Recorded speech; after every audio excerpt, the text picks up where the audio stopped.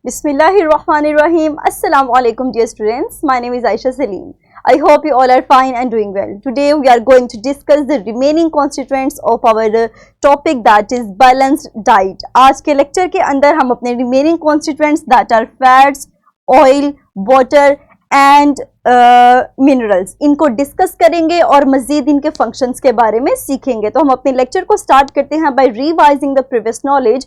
Quickly solve this worksheet by featuring a variety of food groups including proteins, vegetables, carbohydrates and fruits in appropriate category. Very good. Dear students, let's start our current lesson that is based on minerals, vitamins and fats. आज के lecture के अंदर हम अपने इन्हीं remaining constituents को discuss करेंगे और इनके फंक्शन को सीखेंगे। सबसे पहले हम डिस्कस करते हैं फैट्स को।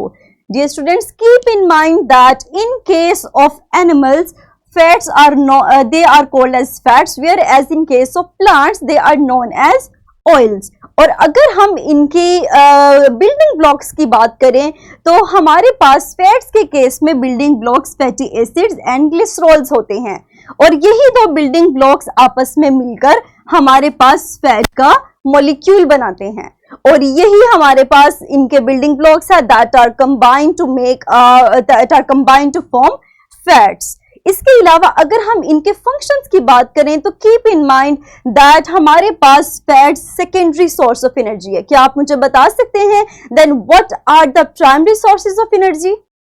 Very good. In previous lesson, we will discuss that carbohydrates are the primary source of energy and fats. In today's lesson, we learned that fats are the secondary source of energy. इसके अलावा इनका क्या function है? ये हमारे vital organs को safety provide करते हैं, बाय वार्मनेस प्रोवाइड करते हैं। किस तरह?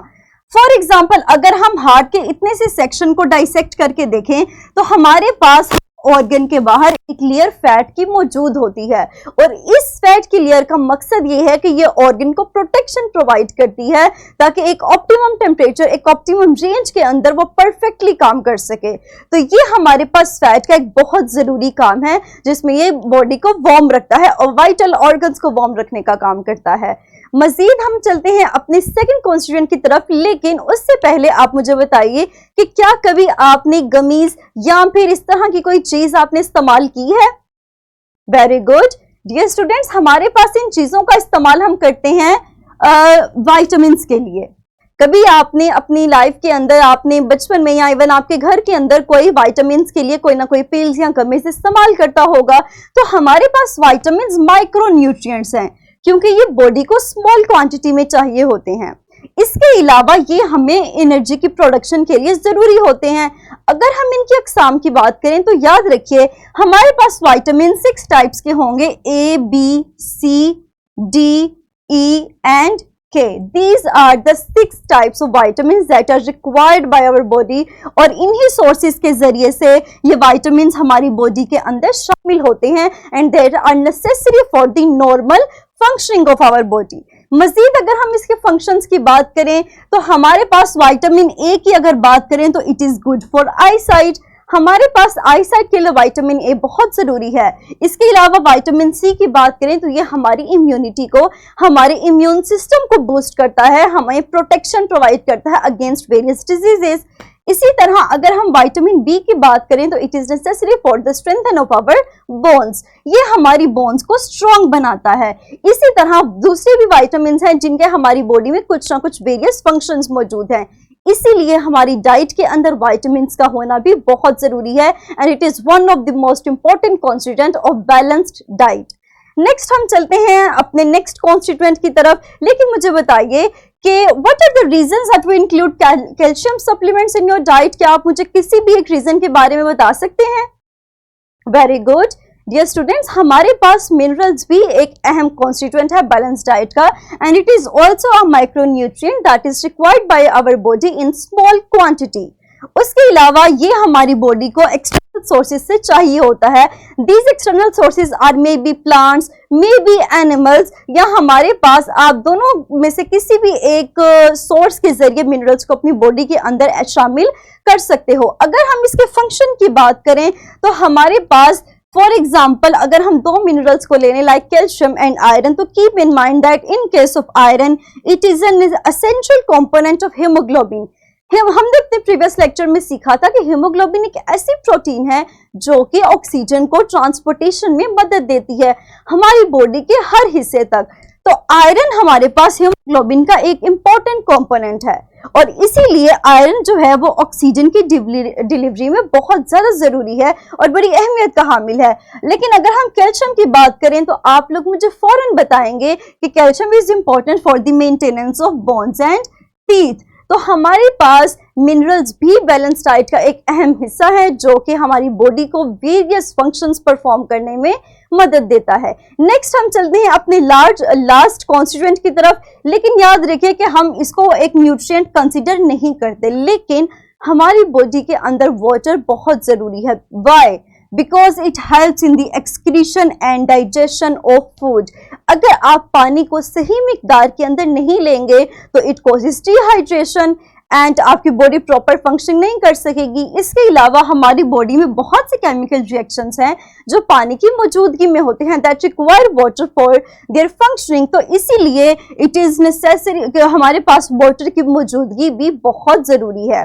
तो ये हमारे पास एक न्यूट्रिएंट तो नहीं है, लेकिन ये भी एक इंपॉर्टेंट कॉन्स्टिट्यूएंट कंसीडर किया जाता है बैलेंस डाइट के अंदर।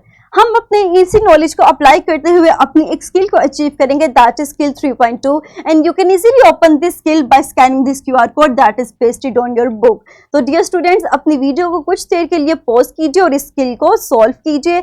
आप किसी भी एक्सटर्नल सोर्स, लाइब्रेरी या इंटरनेट की हेल्प ले सकते हैं और आप इन तमाम कॉन्स्टिट्यूएंट जो हमने अपने प्रीवियस लेक्चर में और आज के लेक्चर में डिस्कस किए that includes fibre, vitamins, minerals, fats and proteins, इनके दूसरे मजीद फंक्शंस को सर्च आउट कीजिए and do share your homework और your working with your class fellows and your teachers too. Very good, now let's move towards the sum up. Dear students, आज के lecture में हमने पढ़ा एक फर्स्ट कॉन्स्टिट्यूएंट के बारे में दैट इज लिपिड्स, जिसको हमने कहा कि हमारे पास ये एक सेकेंडरी सोर्स है एनर्जी का, जिसको एनिमल्स के केस में हम फैट्स, लेकिन प्लांट्स के केस में हम ऑयल्स का नाम देते हैं।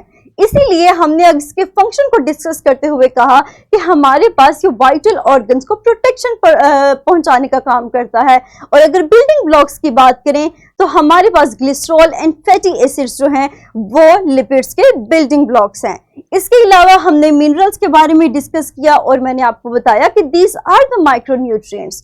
उसके अलावा अगर फंक्शन की बात करें तो हमने दो मिनरल्स के फंक्शंस की बात की। नंबर 1 इज आयरन, जिसके बारे में मैंने आपको बताया कि it is the essential component of haemoglobin that helps इन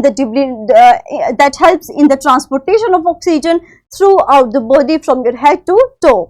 उसके अलावा हमने डिस्कस किया कैल्शियम के बारे में और इसके फंक्शन को बताते हुए मैंने कहा कि कैल्शियम बहुत जरूरी है for the maintenance of bones and teeth. इसके अलावा हमने जिस कॉन्स्टिट्यूएंट को डिस्कस किया वो था वाइटामिन्स, जिसके बारे में हमने कहा कि ये हमें एनर्जी तो प्रोवाइड नहीं करेगा लेकिन it is necessary for the various functions. और हमने इसकी मजीद टाइप्स को डिस्कस किया that are A, B, C, D, E and K. और हमने इसके मजीद इसकी बॉडी के फंक्शंस में इसकी अहमियत को, इसकी इंपॉर्टेंस को, इसकी डिफरेंट फंक्शंस को डिस्कस किया कि विटामिन ए है तो हमारी आई साइट के लिए ज़रूरी है। इसके अलावा हमारी बॉडी की नॉर्मल ग्रोथ के लिए विटामिन बहुत ज़रूरी होते हैं। इसके अलावा हमने वाटर को डिस्कस किया और कहा कि it is not a nutrient but it is essential for balanced diet because it aids in the two most important processes. One is the digestion and the second one is the excretion. और ये body को facilitate करते हैं different reactions में, क्योंकि हमारी body के अंदर जो वेरियस केमिकल रिएक्शंस होते हैं वो पानी की मौजूदगी में बेहतर तरीके से होते हैं। तो that's all about today's lecture. Now pause your video for few seconds and quickly solve this worksheet. The link of this worksheet is also provided in the description of this video. Very good. Dear students, inshallah in the next lesson we'll discuss the composition and sources of essential nutrients. हम इन्हीं essential nutrients के sources और इनकी composition को discuss करेंगे कि आखिर ये किस चीज से मिलकर बनी है। तो I hope आपको आज का lecture clear हो चुका होगा। Take care of yourself. Thank you very much. Allah Hafiz.